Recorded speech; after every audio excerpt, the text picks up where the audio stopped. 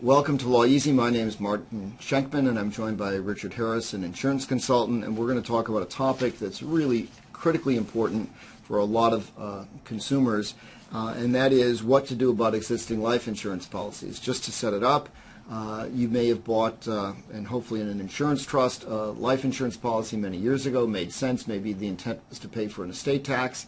The exemption went up to $5 million. Then the exemption went up to $10 million. In 2019, it's going to be inflation adjusted, $10 million to $11.4 million. And people are either surrendering policies because, gee, I don't need this stuff anymore. I think the larger number of people are simply ignoring everything like they tend to do generally and not even evaluating what the options are, how the circumstances have changed, or what they should do. So what we're going to talk about is really the third category of what some of the real options are and what you should consider given the uncertainties. In case you weren't aware, the law as it presently exists provides that the estate tax exemption is cut in half by 2026. You may have state estate tax in the state you live, and if there's a change in the administration in Washington in 2020, 2024, there may be radical changes in the estate tax because it seems whoever takes over in Washington has new tax policies and things always tend to change.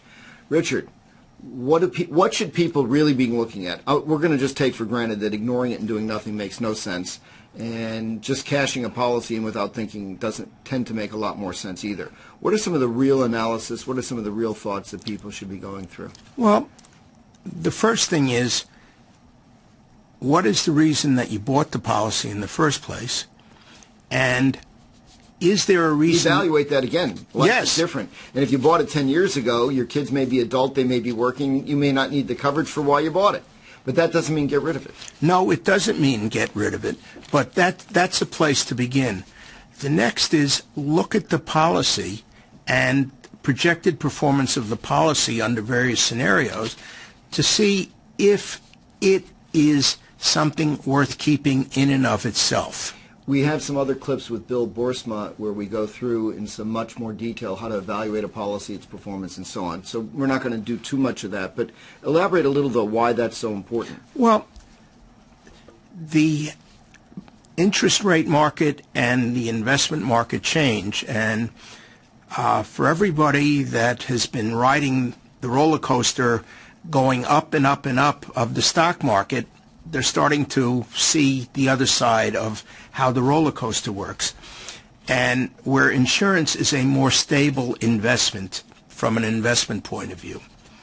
And I know I had a situation with you where you asked me to review somebody's insurance, and we discussed it with the guy, and the guy said, I told him, based on your estate, for estate purposes, you don't need the insurance. And he turned to me and he said, I'm keeping it. And the reason I'm keeping it is because before it was to protect my estate, now it is my estate. And I want my kids to have that. So you have to... even if it doesn't make sense economically, and I'm not saying that didn't, there's often personal motives for keeping insurance. Example, second or later marriage. You have an existing insurance trust with large insurance. You can use that to benefit children so they don't have to wait if you set up a marital trust in the will or rev trust for the new spouse. So you've taken care of your children, you've avoided a lot of conflict. There's a myriad of different scenarios where for personal reasons it may make a lot of sense.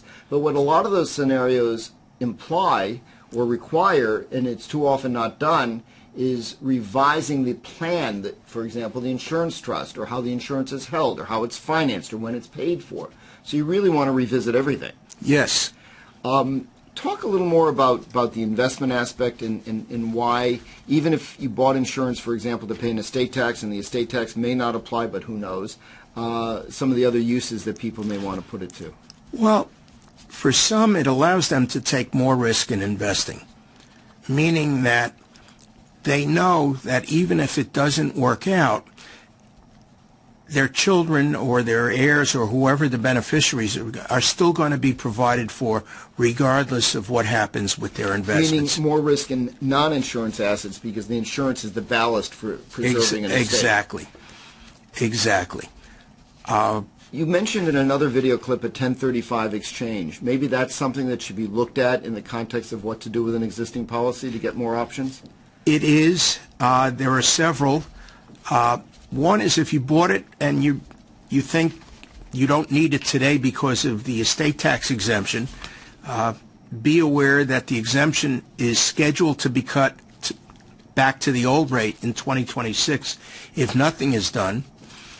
And secondly, it may happen sooner depending upon the makeup of... My Ouija board burnt out. I wouldn't try to predict. So a suggestion would be keep the policy going, maybe fund it so that whatever money you put in, if it's a cash policy that accumulates value, you put in enough so that at the end of 5 years, at that time, you decide you want to get out, you'll get your money back. So you've hedged your bet. Fine-tune it, manage it.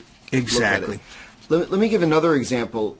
Richard has given some indications of how you may repurpose a policy. One of the great ways to repurpose in an incredibly flexible way a policy, if you have an existing insurance trust, and let's say you want to change the application, the use of that trust to meet new circumstances. You may have a trust protector in the trust that can affect some changes. You may be able to decant or merge the trust into a new trust, but often decanting in some circumstances can't really change the beneficiaries. There's even a more robust opportunity because if you're the grantor, the insured, and you're still alive, under Delaware law as an example, and many states have provision statutes for non-judicial modification.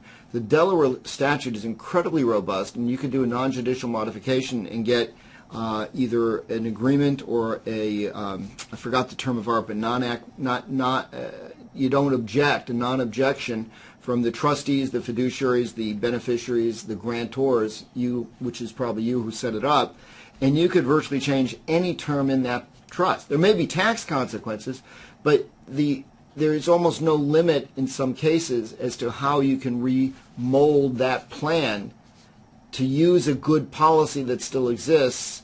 Don't just cancel it or ignore it because the law has changed. Any last comments? Well, if you do want to get rid of the policy, what you might want to consider, there are a couple of things you can do. One, instead of getting rid of it, just take a paid-up policy for whatever is in there and walk away, and you don't have it. Two, if you're over 70 and your health has changed adversely, so your life expectancy has been shortened, there's a secondary market of entities that will buy your insurance policy from you for more than you would get if you cashed the policy in. Another option. If you're a trustee, make sure you have a professional help guide you through the options. Document the process so that you've proven that you've considered all these options. So if a beneficiary is later unhappy, you can at least demonstrate prudence in what you did.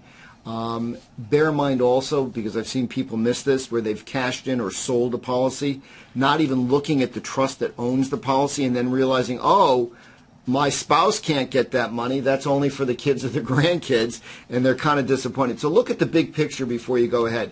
Richard, thank you. Thank you for joining us. Please bear in mind that this is for educational purposes only. If you're going to make any decisions, talk to your professional advisors before proceeding. Thank you.